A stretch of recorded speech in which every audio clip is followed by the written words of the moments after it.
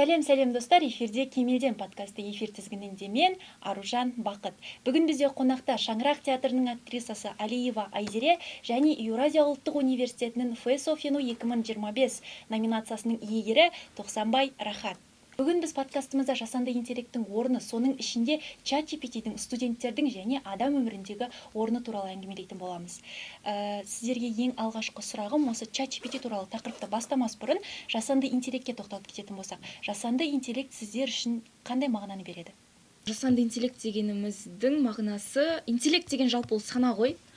Жасанды сана деп айтайықшы, яғни адамның санасының құрылымына сай жүйеленген модель деп айтсақ болады, былайша айтқанда. Менің түсінігімде жасанды интеллект сондай сипатқа ие. Ал баршаңызға тағы да сәлем, достар. Біз енді интеллект маманы емеспіз, әрине айтышниктер емес, біз бірақ енді қолданушы ретінде жауап берейік. Жасанды интеллект қазіргі жаңа заманның, қазіргі жаңа дәуірдің жаңалығы деп білеміз.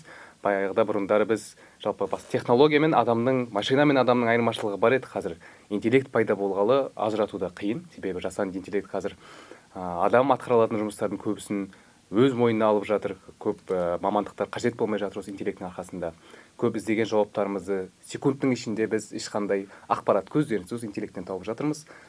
Қазіргі көптеген мамандыққа, көптеген білім іздеген, ілім іздеген жандарға, ақпарат іздеген жандарға бұл көмек. Осы орайда жаңа өзіңіз айтып отырсыз ғой, жасанды интеллект пен адамның интеллектуалдық қызметінің арасында бір ұқсастық немесе айырмашылық бар деп ойлайсыздар ма? Біріншіден, ұқсастық ол ойлауында. Мысалға, біз адам ретінде ойланамыз, ал жасанды интеллект біздің жаңағы сұрауымыз бойынша ойланады. Яғни екеуінде де сондай бір ұқсас қасиет бар. Ал айырмашылық ол мысалға жасанды интеллект біздің адам секілді ойлағанымен ол эмоцияға бейімделмеген. Менің пікірімде солай. Әрине, ChatGPT мен адам интеллектуалын мен ойлаймын салыстыруға келмейді деп, себебі GPT интеллект жалпы адам баласы жаңағы негізін қалаушы айтишниктер енгізген программаларды ақпарат көздерін ғана оқиды, сол арқылы ғана бізге жауап береді.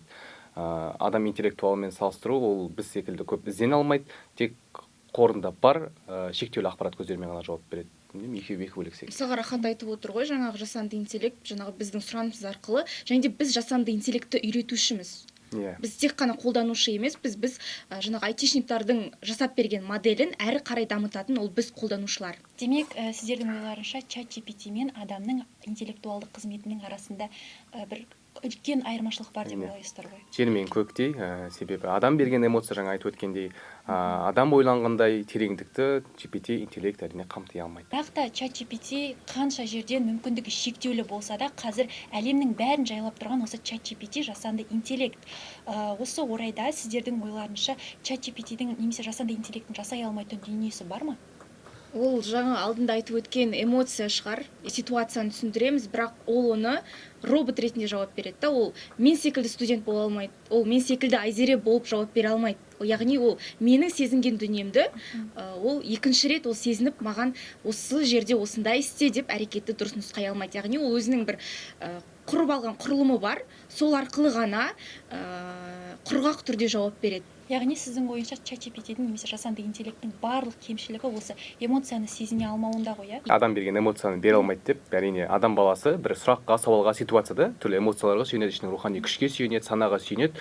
GPT әрине жаңа айтып өткендей, шектеулі бір шектеуге ғана байланып, сол бір шекарадан шыға алмайтын интеллект. Біз енді қаншалықты өзімізді дамытсақ, соншалықты интеллектте мықтымыз негізі.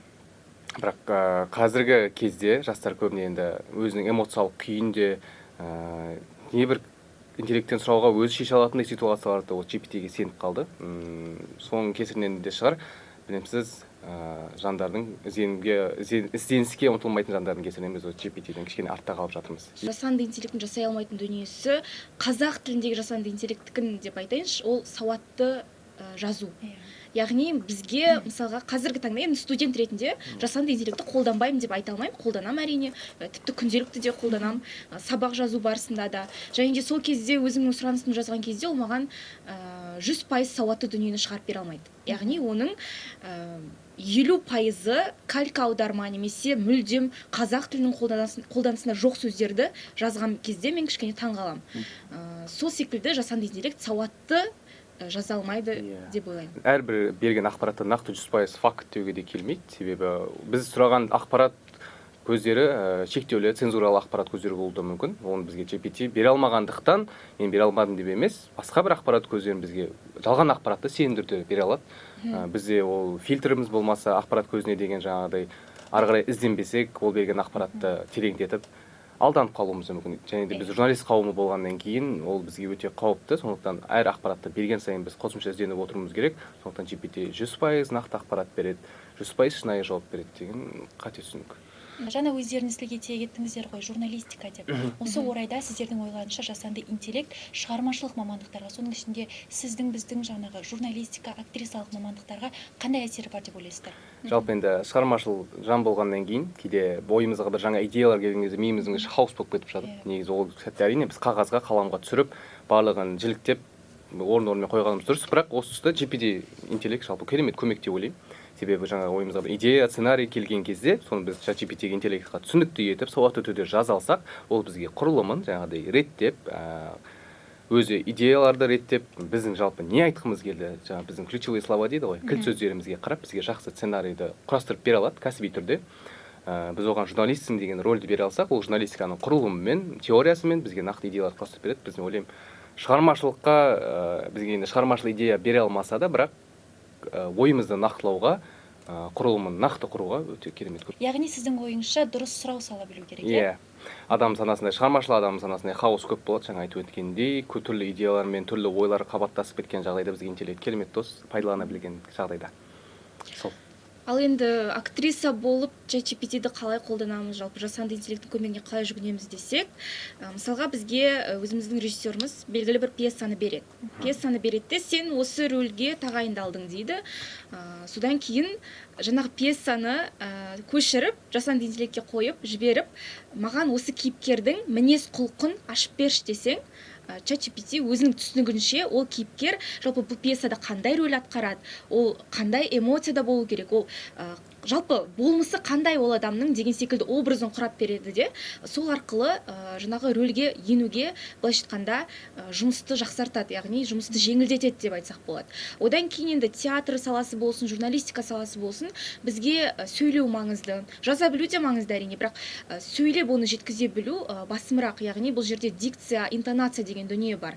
Сол кезде ChatGPT-ға мысалға белгілі бір текстті жібереміз, немесе бір қара өлеңді жіберсек, қандай дикциямен, қандай интонациямен оқу керек деген кезде де ChatGPT-дің көмегі тиеді, және де бірақ жасанды интеллектті қолдану барысында қолданушыға нақтылық қажет екенін ұмытпауымыз қажет. Өйткені бізде нақтылық болмаса, бізде өзімізде сауаттылық болмаса, өзіміздің ойымызда жүйелілік пен логика болмаса, жасанды интеллект оны біздің миымызға құйып бере алмайды. Яғни сіздер шығармашылық адамға ғана тән деген гипотезамен келісесіздер ме? Әрине келісемін, шығармашылық себебі. Шығармашылық деген қабілеттің өзі екінің біріне кездесе бермейтін қабілет себебі. Құдайдан келетін, жаратылыстан, табиғаттан келетін бұл қабілет шығармашылық. Қиялға ерік беру ғой бұл. Шексіз ойлану шығармашылық деген. Ешқандай шектеусіз ойлану. Адам басқа жай адамның ойына кіре бермейтін бейнелерді, жай адамның ойына келе бермейтін оқиғаларды ойдан құрастыру, бұл шығармашылық қабілет интеллектке тән емес деп ойлаймын. Сонымен қатар шығармашылық деген жалпы адамның сана биігіндегі дүние ғой. Ал адамның санасы өзінің бір табиғи дүниесі да, ал жасанды интеллект ол жасанды екенін айтып тұр. Жасанды деген сөзбен белгілеп тұрып айтып тұр. Демек, жасанды интеллектке ешқандай шығармашылық деген дүние тән емес. Ендігі кезекте біз, менің ойымша, жасанды интеллект туралы толыққанды түсінік қалыптастыра алдық деген ойдамын. Ендігі кезекте біздің негізгі тақырыбымызға өтсек, яғни ChatGPT туралы. ChatGPT-ді сіздер өздеріңіз студент ретінде қалай түсінесіздер? Чат ойлана алатын, бізге көмектесетін чат, бізге күнделікті өмірімізге мен ойлар айтар едім. 3/1 бөлігі ғана пайдалы алуымыз керек. Біз барлық ақпараттың көзін, барлық керек дүниелерді, мәліметтерді біз GPT-ден алмауымыз керек. Бір ақпарат көзін ізденіп жатырмыз, сол ақпараттың 3/1 ғана бізге интеллект бере алады. Қалғаны біз архивтерден қосымша ізденуіміз керек. Себебі ChatGPT өзінің қолында жоқ, архивтерді, цензуралы ақпараттарды бізге бере алмайды. Сондықтан GPT-ден алған мәліметтерден бөлек біз өзімізде тағы іздене білуіміз керек. Сіз не дейсіз, Айзере, осы тұста? Жалпы Рахат айтып кетті ғой, жаңа миллиардтаған адамдар қазіргі таңда қолданады деп. Яғни ChatGPT шынымен де адамдардың қазіргі таңда көмекші құралына айналып жатыр ғой. Тіпті қазір WhatsApp желісінде де жасанды интеллектпен чат ашып қойды. Сонымен қатар Google-ға кірсек те біз жасанды интеллектпен чатты таба аламыз, яғни ChatGPT-ді таба аламыз, иә. Бірақ ол көмекші құрал екен деп оған көмекші деген сөзіне еріп кетіп әрбір дүниені одан сұрай беру де дұрыс емес деп ойлаймын. Яғни миллиардтаған қолданушының барлығының санасы сол жасанды санаға бейімделіп кетсе біздің болашағымыз не болмақ деген. Жалпы Абай айтады ғой, әр нәрсенің шегі бар, шектен шықса болып шығады дейді. Бірақ әр нәрсе жақсы дүниелер көп енді қазіргі таңда бізге қолданыста жүрген. Бірақ шегімен қолдану керек деп ойлаймын, мүмкіндігінше ғана қолдану керек деп ойлаймын. Себебі адамның өзіне сене білу қажет. Қазір енді заман, жалпы ақпарат көздері, барлық Instagram, WhatsApp біздегі соцсет дейміз ғой. Барлығы сол интеллектке қарай бір итеріп жатқандай, сол интеллектті қолдануға бізді итермелеп жатқан. Instagramға кірсек те, GPT, WhatsAppқа кірсек те, сол бізге жасанды интеллекттің чаты тұрады. Бірінші соны бізге ұсынады, осымен сөйлес, осыдан сұра деген секілді. Біз бірақ ұрына берсек, біз қолданбасақ, мен ойлаймын, олар да өзгертетін шығар, жаңағыдай ходтарын, басқаша жағынан көшетін шығар. Бізде сұраныс болғаннан кейін ол кісілер де ұсынып жатқан шығар. Тіпті қазір мысалға Threadsқа немесе Instagramға белгілі бір пост жариялайтын болсақ, адамдар әзіл ретінде мынандай пікір жазып жібереді. Тирені қолданыпсың ғой, демек мынаны ChatGPT жазып берген ғой деп. Адамдардың көбі қазіргі таңда ChatGPT-ға тәуелді болып қалған, иә. Күнделікті өмірдегі заттардың өзін ChatGPT арқылы жасап, содан сұрап, содан кейін барып әрекет ететін адамдар бар. Осы орайда тәуелділік бізге қауіп-қатер ретінде төнеді деп ойламайсыздар ма? Әрине ойлаймын, мысалға өткен күні ғана шыққан бір жаңалық бар ғой, жаңағы дәрігердің көмегіне жүгінбей ChatGPT-дан өзінің диагнозын талдатқан, сол арқылы ол ауруын асқындырып алған. Яғни ол былайша айтқанда ChatGPT-дің кесірінен жапа шегіп отырған адам. Яғни бұл тәуелділіктің әсерінен болып отырған оқиға. Демек, ChatGPT-ға жалпы тәуелділік деген нәрсе ол адамға әрқашан да бір зияндылық алып келеді. Жаңа Рахаттың өзі айтып отырды, әр нәрсенің шегі болады деп. Демек, шектен шыққандық ол тәуелділікке апарып соғатын дүние деп ойлаймын. Жалпы ChatGPT-ден бұрын осы телефон деген дүние пайда болғалы, біз енді қоғам жалпы адам көбіне адамның табиғаты интроверттікке қарай, жабықтыққа қалай бұрмаланып жатыр да. Ашыла алмайды, қазір қоғаммен сөйлесу, немесе бір остановкада дейміз ғой, остановкада, жиындарда бір-бірімізбен танысуға, жаңағыдай коннект құруға біз асықпаймыз, қаламаймыз ол нәрсені. Таныс адамымызды көрсек те бір амандаспай өтіп кетейінші, мен байқалмай қалса екен деген сияқты. Көп хабарласпаған бір кісі болса, қашан қояды звонокты, трубканы қашан қояды деген сияқты ойларда болып жатады. Ал интеллект одан да бетер. Интеллект қазір адамдар көбіне интеллектпен сөйлескенді, психологиясында, тіпті дінін де интеллектке тапсырып жатады. Мен мысалы сұрайыншы, қазір искусственный интеллекттен, жаңағы GPT-дан осы дін туралы бір сұрақты сұрайын, ол маған қате жауап берсе, сен осы жерде қате айттың десең, мен осы жерде қате айттым, Рахат байқадың деген сияқты маған жауап қайтарады. Сіз ақпаратты сенімді түрде осы ақпарат дұрыс деп ұсына алады. Осы жерде әңгіме барысында сіздер өздеріңіздің ChatGPT-ді қолданудағы қағидаттарыңызды тілге тиек етіп жатсыздар. Осы қағидаттар мен принциптер туралы толығырақ айтып өтсеңіздер. Жалпы мен қандай жағдайда қолданамыз, енді осыдан басталады сұрақ. ChatGPT-ді қандай жағдайда қолданамыз? Енді жаңа айтып өткендей, мен дін жағынан, немесе психологиялық жағынан, өзімнің рухани болмыстық жағынан мен ChatGPT-ден ешқандай көмек сұраған емеспін, сұрамаймын да. Ал шығармашылық ізденістер, жаңағыдай сценарий жазу жағынан, өзім SMM маманы болып көбіне жұмыс жасаймын. Сценарий жағынан, идея жағынан сұрау мүмкін, бірақ нақты емес. Мен өзім ойымда бар сценарийді оған ұсынамын. Менде осындай ой бар. Сен қалай ойлайсың? Қалай өзгерте аласың, түрлендіре аласың осы сценарийді, немесе мен текст беремін, осы текстті қалай бір ресми түрде түрлендірсем болады, қалай маркетинговый жаңағыдай продающий текстке айналдыруға болады деген секілді. Енді ол өзінде бар базамен, онда енді неше түрлі маркетингтің ходтар бар базамен маған өзгертіп береді. Жаңа айтып өткенде 3-тен 1-ін ғана, өзіміз іздеген ақпараттың 3-тен 1-і ғана, бір бөлігін ғана біз GPT-ге сеніп тапсырамыз, ұсынамыз. Ол берген ақпарат бізге ұнаса ғана қабылдаймыз. Менің қағидам осы. Өзімде бар идеяны оған ұсынамын, және де одан да қосымша идея сұраймын, сен қалай ойлайсың деген секілді, және де оған рөл беріп, мысалы сен мықты маркетологсың, немесе мықты журналистсің, маған сол мықты журналист ретінде жауап берші деген секілді. Сондай қағидалармен қолданады екен. Айзере? Ал менің басты қағидам негізінде факт-чекке мән беру. Яғни жаңа Рахат айтып өтті, қате ақпарат береді деп. Бұл менің де басымнан өткен, яғни мен Мұхтар Мағауиннің «Әйел махаббаты» шығармасы жайлы ChatGPT-дан сұраған болатын. Сол кезде «Әйел махаббатының» авторы Сәбит Мұқанов деп көрсетіп, маған бір шынайы ақпарат беріп тұрған секілді көрсетті. Сол кезде мен жазып жібердім, оның авторы Мұхтар Мағауин ғой деп. Осын, Айзере, дұрыс айтасың деп маған жауап қатты. Біліп жүрдім Сол секілді жасанды интеллект негізінде факт чекпен аса бір жаңағыдай қағидасы жоқ ондай, иә. Сол себепті мен ChatGPT-ді қолданған кезде басты қағидам сілтеме сұраймын. Яғни сен осы ақпаратты алып тұрсың ғой, сен қайдан алдың, маған сілтемесін берші деп. Мысалға біз қазір заң сабағын оқимыз, өзі 3-ші курста оқимын. Сол кезде әртүрлі елдердің заңдарын сұраған кезде де ол заңды қайдан алдың деген секілді сілтеме сұраймын. Ал кейде ол маған шығарып береді, ал кейде жоқ. Демек, оның бұл жерде өтірік немесе шынайы ақпарат айтқандығын солай анықтаймын. Яғни менің басты қағидам осы. Жаңа өзіңіз айтып өттіңіз ғой, Рахат, мен идеяны ұсынамын деп. Ол идеяны одан әрі өрбітуде адамның креативті ойлауына байланысты. Осы жерде сіз идеяны тастап, өзіңіз ары қарай оны жетілдірмей, бір креативті ойлау сияқты дағдыларыңызды жоғалтып жатырмын деп ойламайсыз ба? Негізі өте орынды сұрақ. Креативті идеяды шектеу деп GPT-ге көбіне тапсырып жатамыз. Бірақ мен өзім барынша идея жазамын. Креативті әрине өзім жазамын. Істе қолданылмай жатып, интеллектпен қолданғанды әрине дұрыс санаймын. Себебі интеллект бізден қарағанда мен ойлаймын, заманмен бірге келе жатқан дүние ғой. Түрлі енді шетелде, басқа елдерде қолданады, түрлі оны маркетингтік жаңағы айтишниктер қолданып жатады. Сондықтан менен гөрі ізденіс, менен гөрі ода ақпарат көбірек. Оны мойындау керек әрине. Искусственный интеллектті жаңағы ойлап табар кезде біз жаңағыдай зиянды, теріс тұстарын көбірек айтып жатырмыз, бірақ оны ойлап тапқан жандар, Илон Маск деп жатамыз жаңағыдай. Әлемдегі ең бір бай адамдардың бірі ғой, бірі де бірегей. Жарыққа шығарар кезде мейлінше барынша енді күш салды деп ойлаймын, адамдарға пайдалы болу үшін. Барынша мейлінше көбірек ақпараттарды оған сыйдырды, оған қондырды. Сондықтан жасанды интеллектте бізден гөрі ақпарат көзі, бізден гөрі түрлі ұсыныстар өте мол. Әлемдік ұсыныстар, әлемдік ақпарат көздері. Сондықтан мен интеллектпен бір ақылдасқанды қазір жөн санаймын. Ақылдасу үшін де жаңағыдай сондай әлемдік ақпараттарды сұрау үшін де бұл бізге қолданыста жүр деген сияқты. Креатив пен идея жайлы жасанды интеллектке көп жаза қоймайды екен, тіпті сұрамаймын да.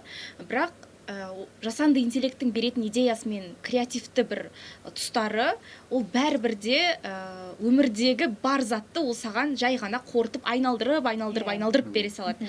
Түрлендіріп береді. Мысалға, белгілі бір SMM-шік дейікші, ол жаңағыдай бір маркетинг сценарийін жазады, мысалға оны әлеуметтік желіге жариялайды, ал жасанды интеллект соны түрлендіріп адамдарға қайтадан бере салатын секілді. Сол себепті негізінде креатив жағынан, идея жағынан мен ChatGPT-ға аса бір сенімім бар деп айта алмаймын. Және де адамдардың да оған сенгенін қаламаушы едім.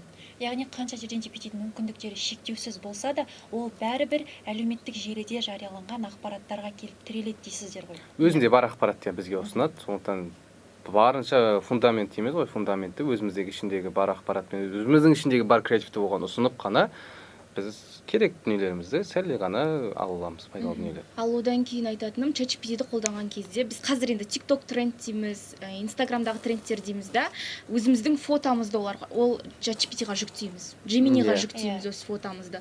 Тіпті өзіміздің бауырларымыздың фотосын жүктеп жатады, ата-аналар өздерінің балаларын, сәбилерінің фотосын жүктеп жатады. Өскенде түрі қандай болады деген секілді сауалдар жолдап жатады. Ал сол фотоларымыз біздің қаншалықты қауіпсіз, өзіңіздің жеке ақпаратыңызбен бөлісу қаншалықты қауіпсіз? Жеке ақпаратымызбен бөлісу ChatGPT-мен қаншалықты қауіпсіз деген дүниені біз ойланбаймыз да. Мысалға біз ChatGPT-ға өзіміз жайлы туған жылымызды, тұратын мекен жайымызды тіпті жіберіп қоямыз, жақын достарымызды. Ал ChatGPT оны ертең болашақта өзімізге қарсы қолдануы бір ықтималдылығы өте жоғары деп айта аламын. Сол себепті ең басты қателік осы біздің жеке құпиямызды ChatGPT-ға сеніп тапсыру.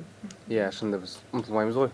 Негізін қалаушысы кім, негізі офисі дейміз ғой, қай жақта, негізгі өзегі, көзі, біздің ақпараттарымыз қай жерге бара жатыр деген секілді.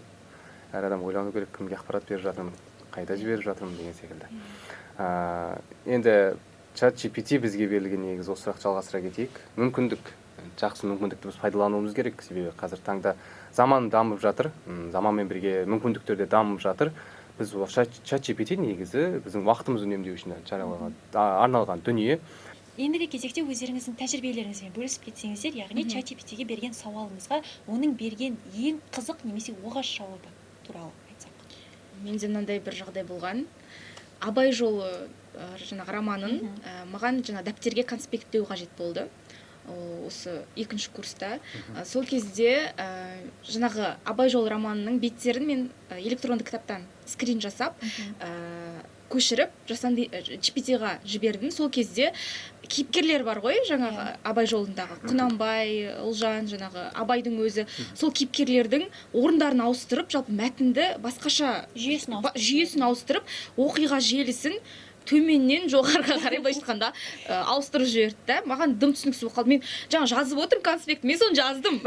Жазып отырмын, бір кезде ойлап қоямын, мынау дұрыс па өзі?